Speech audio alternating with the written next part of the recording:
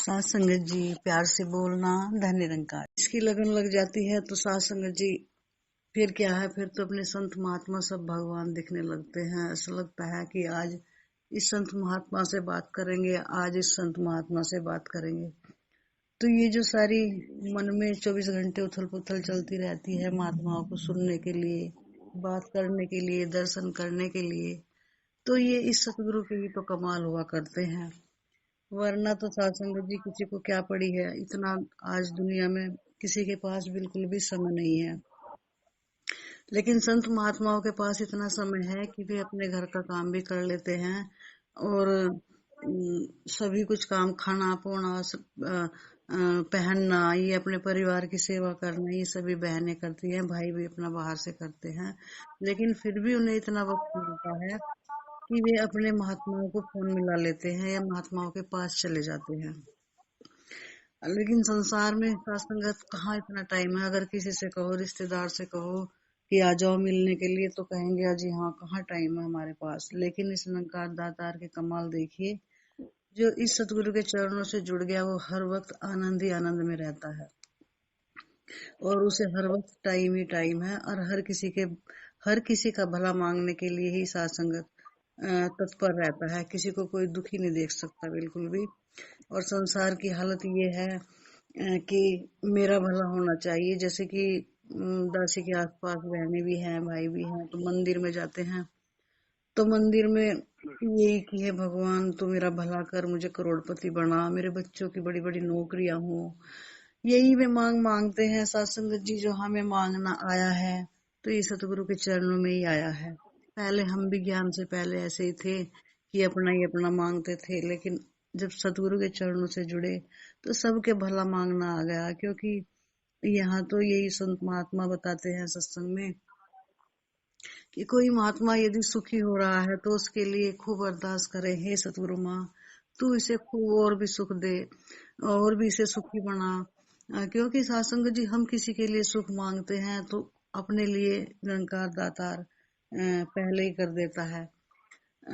तो जैसे कि सत्संग जी, एक हमारी बहन थी तो वो बड़ी भगत थी, बहुत ही निरंकार में लीन 24 घंटे। तो एक दिन उसके सपने में भगवान आए तो भगवान कहने लगे कि मांग, तुझे क्या मांगना है। तो वो बोली कि मुझे मांगना है, आप दोगे। कहने लगे हाँ मैं दूंगा, आपको भी दूंगा और आपका जो पड़ोसी है उसे मैं दूंगा। तो सत्संग जी वो बहन तब तक सत्संग से जुड़ी नहीं थी।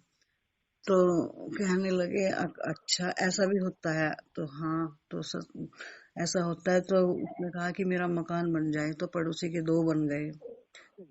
तो सत्संगत ये बात हकीकत भी है और ये कहानी किससे भी पहले से ही सुनाए जाते हैं, लेकिन हकीकत है सही में। तो अगर मेरे एक भैंस आ जाए तो पड़ोसी के 2 आ जाए। तो ऐसे ही भगवान ने जैसे जैसे उसने सुख मांगा ऐसे ऐसे पड़ोसी के 2 सुख हो गए। तो यहाँ भी उसे चैन नहीं मिली। तो फिर कहने लगी कि ये तो कुछ नहीं है, मैं तो चाहती हूँ कि मेरा मकान ही गिर जाए। तो सत्संग जी पड़ोसी के दोनों गिर गए। ऐसे ही भैंस मेरी तो मर जाए, क्योंकि उसे सुखी नहीं होना था, पड़ोसी सुखी नहीं हो सकता। लेकिन सतगुरु क्या सिखा रहा है कि हमें अपने पड़ोसी को ही सुखी करना है, हमें उसी के लिए अरदास मांगनी है। हम उसके लिए अरदास मांगेंगे तो तभी हम सुखी होंगे। तो ये बात सब सत्संग से जुड़कर ही आती है। सत्संग में संत महात्माओं के जो अनमोल विचार होते हैं, हम सुनकर ही पक्के संत बनते हैं। तो सब जैसा कहते हैं कि ये सब किसी के पास बैठो कि ये ईर्ष्या, देश, निंदा, नफरत ये सब दूर हो जाते हैं, तो किसी को यकीन नहीं होता। वो कहेगा ऐसा बिल्कुल असंभव है, ऐसा हो ही नहीं सकता। तो दासी अपना प्रैक्टिकल बताएगी और महात्माओं की बात भी बताएगी, ऐसा बिल्कुल संभव है। क्योंकि यदि हम इसके चरणों में रोज बैठते हैं, जैसे कि अब हम सुबह की सत्संग करते हैं, 2 साल हो गए, उससे भी ऊपर ही होने वाले हो रहे होंगे। और सत्संग जी फिर दिन भर में सत्संग, आज इस बहन के है, आज इस बहन के है। तो हम सत्संग में यदि जुड़ते हैं और संत महात्माओं के हम चरणों में बैठकर इस सतगुरु से अरदास करते हैं कि ये सतगुरु माँ तू कृपा करना, किसी से ईर्ष्या, देश जलन ना हो, बस सब में तेरा रूप दिखाई दे, तो सात संगत जी बिल्कुल संभव है, क्योंकि पहले भी दासी भी पहले ऐसे ही थी कि जरा सा क्रोध आ जाता था तो जो सामने वाले को बिल्कुल बख्शना नहीं था। लेकिन अब यदि क्रोध आता है तो कोई बात नहीं, ऐसा कहकर ये मन अपने आप ही सतगुरु के चरणों में जुड़ जाता है। सत्संग जी क्रोध का कोई काम ही नहीं है अब तो। सत्संग जी क्योंकि ये क्रोध अभिमानी तो होता है, जब तक हमारी मैं हमारे सामने है और तब तक मैं रहेगी तब तक ये निरंकार हमें मिल भी नहीं सकता। क्योंकि अवतार वाणी में भी लिखा है कि एक अवतार जी कहते हैं कि एक म्यान में दो तलवार नहीं रह सकते।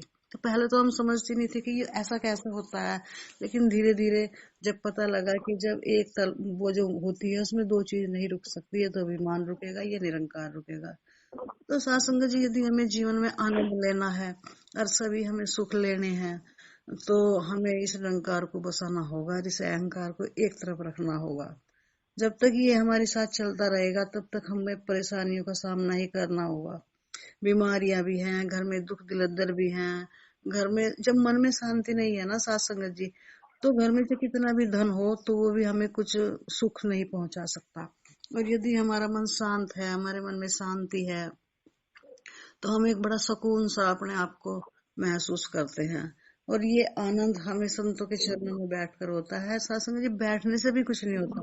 यदि हम उनकी सीख मानेंगे, कोई महात्मा में कोई टिप्स दे रहा है तो हम उन पर चलेंगे और हम उनसे सीखने की कोशिश करेंगे। सत्संग जी दासी का तो भाव यही था शुरू से ही। सत्संग जब से दासी जुड़ी है तब से हर संत ऐसा लगता था कि भगवान मिल गए हैं।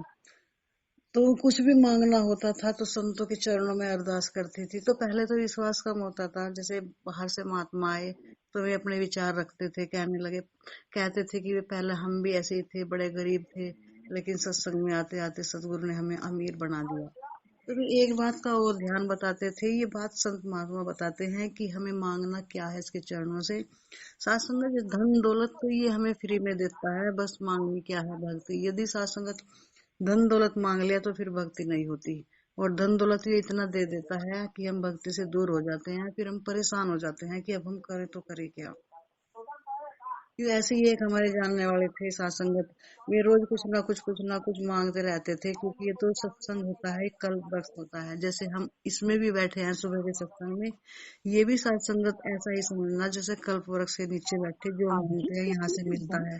जैसे हमारे भाई साहब संजय जी हैं, हर किसी के लिए, कोई दुख में है, पीड़ा में है, सबके लिए स्मरण करवाते हैं, तो वो वाकई ठीक होता चला जाता है। दासी तो अपना एग्जाम्पल बताती है कि पीछे दासी के घर में एक बच्ची ने जन्म लिया, तो सास में मुझे बड़ी बीमार बच्ची, डॉक्टर का भी समझ में नहीं आया कि इसे डॉक्टर कहते हैं कि इसे कुछ भी नहीं है, और हम कहते हैं कि इसे सब कुछ है।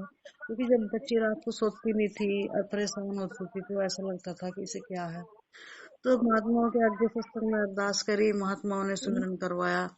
2-3 बार ऐसा हुआ सत्संग जी, अब बच्ची बिना दवाओं की बिल्कुल खुश है, बिल्कुल ठीक है। सत्संग जी ऐसा ही दासी को भी जब कुछ हो जाता है तो दवाओं तो असर नहीं करती, लेकिन जब महात्मा जी आशीर्वाद देते हैं और संगत में सुमिरन करते हैं तो सबके दुख दूर हो जाते हैं। तो ये ऐसा ही कल्प वृक्ष है। तो हमें इसमें हमेशा अच्छा ही अच्छा मांगना है, क्योंकि वही जैसे कि वो बात है कि एक लड़का था और वो कहीं जा रहा था, तो रास्ते में से भूख लगी तो वो सोचने लगा कि मुझे कहीं से भोजन मिल जाता तो अच्छा था। तो उसे पता नहीं था कि तू कल्पवृक्ष के नीचे बैठा है। तो सत्संग जी उसे बड़े सुंदर भोजन मिल गया।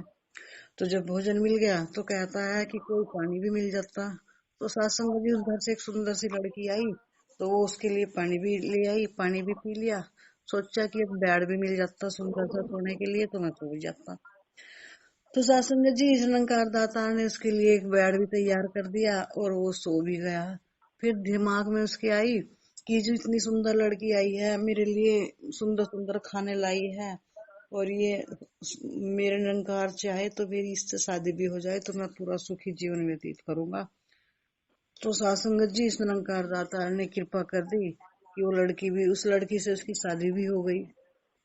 और जब शादी हो गई तो दोनों आराम से रहने लगे। तो फिर एक दिन दिमाग में आई, अगर उधर से जंगल से एक शेर आ जाए और हम दोनों को खा जाए तो क्या हो जाए। तो सत्संगत यहाँ कहने का यही भाव है कि उधर से शेर आ गया और वो उन दोनों को खा गया। तो यही हमारे साथ भी होता है, हम हमेशा अच्छा मांगते हैं, दूसरे के लिए भला मांगते हैं, लेकिन अगर हम गलत भी किसी के लिए बोल जाते हैं तो मसलत उसके लिए गलत ना हो लेकिन हमारे लिए गलत हो जाता है। जैसे कि हम बीज बोते हैं वैसे ही हमें फसल तैयार मिलती है और हमें उसे काटने के लिए फिर हमें तैयार भी रहना रहना पड़ता है। क्योंकि साथ संगत जी, जाने अनजाने में हम किसी को ना जाने क्या कह जाते हैं, किसी से ईर्ष्या देश कर जाते हैं, तो फिर वो ही रूप, क्योंकि साथ संगत जो बो दिया वो काटना है। ऐसा नहीं है कि सतगुरु के चरणों में बैठ रहे हैं, क्योंकि जब हम सतगुरु की मान ही नहीं रहे हैं तो बैठने से लाभ भी क्या है। तो साथ संगत वही रूप हमें किसी न The किसी person अपनी you are औलाद के रूप speaking में with कोई ऐसा has पैदा put हो your जाएगा call on कि हमें hold. वो भुगतान Please करना stay on the पड़ेगा। line. या हमारे कोई घर आप में ऐसी जिस बहू आ व्यक्ति जाएगी से कि हमें बात कर उसका रहे हैं भुगतान करना उसने पड़ेगा। आपकी कॉल तो को साथ संगत होल्ड माता पर जी यही रखा तो है। समझा रही हैं कृपया कि ना हमें इस अलंकार में ध्यान लगा के भक्ति करनी है।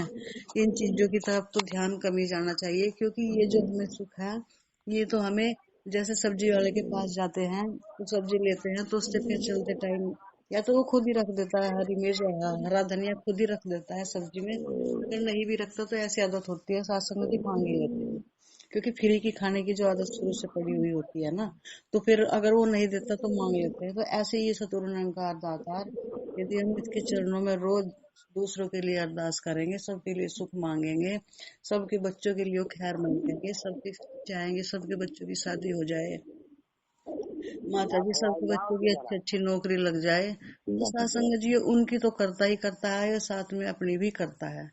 तो हमें दासी का कहने का भाव यही है कि जो आज वक्त की रहबर सतगुरु माता जी आज धरती पे अवतरित हैं, तो जो जो भी इनके आदेश उपदेश आ रहे हैं, साथ संगत माता जी सिर्फ 15 मिनट ही बोलती हैं, लेकिन 15 मिनट में जीवन का वो सार हमें दे जाती हैं कि जो 1 घंटे में भी हम नहीं समझ पाते वो 10 मिनट में माता जी खुद समझा देती हैं। क्योंकि माता जी आज कह रही हैं कि हमें इस निरंकार को देख के भक्ति करनी है और हमें हर वक्त इस निरंकार में ही रहना है, हमें इधर उधर की बातों में नहीं जाना है, क्योंकि ये वक्त इतना अमोलक है कि ना जाने किस वक्त हमारे जीवन की श्याम हो जाए। तो मैं दासी सबके लिए ही सुख मांगती है और गलतियों के लिए आप जी के चरणों में क्षमा याचना करती है, क्योंकि दासी आप जी की बच्ची है और दासी तो अपना अनुभव ही बताती है, और तो दासी पर कुछ बड़ी बड़ी बातें कहनी आती नहीं है साथ संगत जी। और अंत में दासी यही कहेगी, सतगुरु माता जी तो जितने भाई बहन तेरे चरणों से जुड़े हुए हैं, आप जी समर्थ हो, आप जी के यहाँ कुछ कमी नहीं है, आप जी ने हर धन से भी मालो माल करना, तन से भी सुखी करना और मन से भी अपने चरणों में लगाए रखना, उनमें सुख दुनिया दे पादे हम सबकी झोली विच फिर भी मिलाए रख संता की बोली विच। बड़े प्यार से बोलना जी। धन निरंकार जी।